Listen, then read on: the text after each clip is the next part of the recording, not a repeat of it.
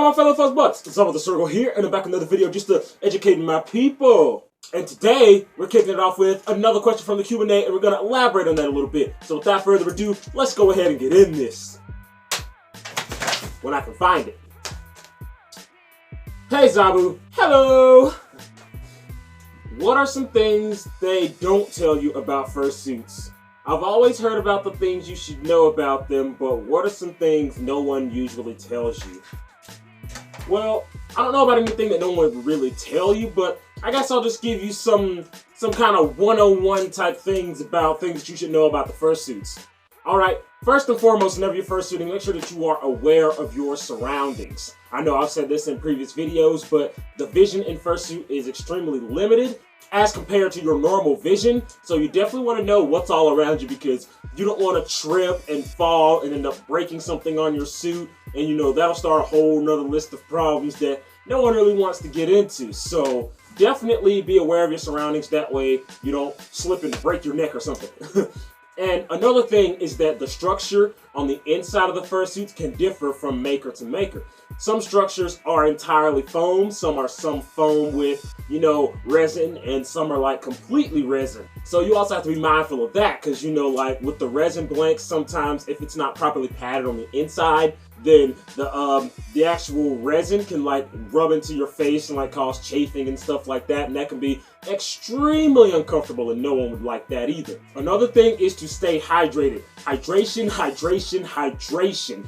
I say that because last year's FWA 2015, I actually I went to the rave despite not having any liquids in my system, and I was doing some hardcore dancing and stuff like that, and then after about 20 minutes, the room just started spinning and I got extremely dizzy and lightheaded, and then I realized, I'm like, hey, I'm really thirsty right now. I probably should have drank something prior to even coming in here, because inside these suits, the heat can build very fast and it can reach pretty uncomfortable temperatures. And those temperatures can be unsafe for a lot of people. And some people are a little bit more heat sensitive than others, so definitely know your heat tolerance as well, because some people, they can put on their suit and, romp around for hours despite sweating bullets on the inside. And some people, they wear it for 10 minutes and they're already overheating. So definitely know your heat tolerance and definitely stay hydrated. That way you are sweating. Because if it's really hot inside your fursuit and you're not sweating, that is more of a problem than a virtue, because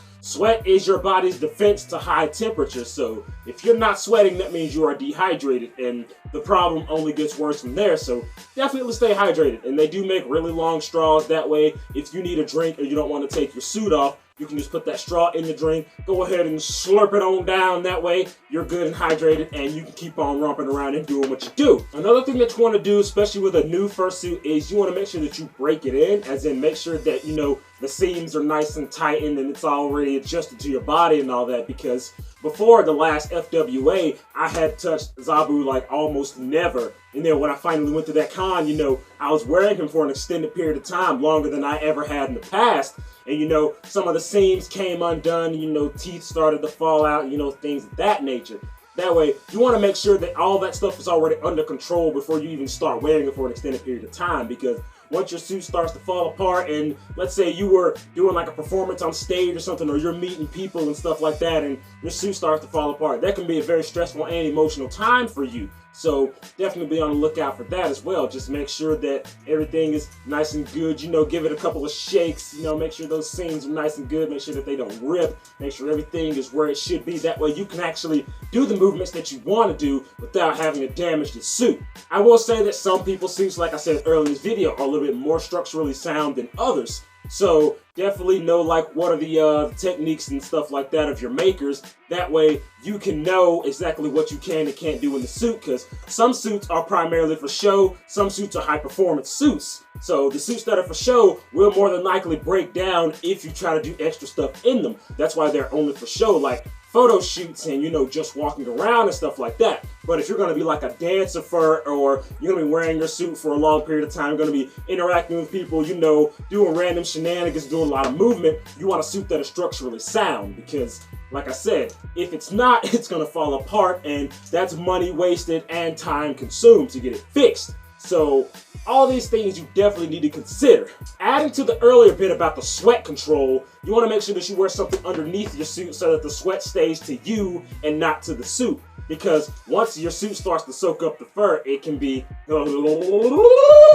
Once your suit starts to soak up that sweat, it can be very difficult to get it out, and then your suit can end up retaining the nasty smell that no one likes, and, you know, to keep that off of, you know, you can wear a balaclava underneath your head, and, you know, you can wear just a normal outfit under your bodysuit, you know, something form-fitting like some Under Armour or something like that, but don't put on too many layers, especially if it's going to be hot, because, like I say, you don't want to get that whole dehydration bit, because I've already been through that, and that is not a fun experience, so definitely make sure you've got your sweat control under control. But yeah, these are just a couple of things I'm touching up on. Of course, there's probably some extra things that other people could add. These are the types of topics that I make in the den videos on. That way, other fursuiters can put their 2 cents in. But for right now, I'm going to go ahead and close this. So, if you like this video, go ahead and scratch that like button so that I can know to post more awesome content in the future. You want to talk to me? Have some Twitter. You want us to update it as well as know what the next Q&A is going to be? Have for Affinity. We'll draw fan art as ZabuTheSergal. Fan art is always welcome. Keep it clean. Oh, and I'm actually thinking about what's the next Let's Play I'm gonna be making on the channel, because I want to play more games for you guys. So there's gonna be a poll down there in the dibbly below. So click on that, vote what game you want me to play. That way I can play that game and, you know, stuff like that. But as always, my name is ZabuTheSergal, and I'm out of here. La la la la.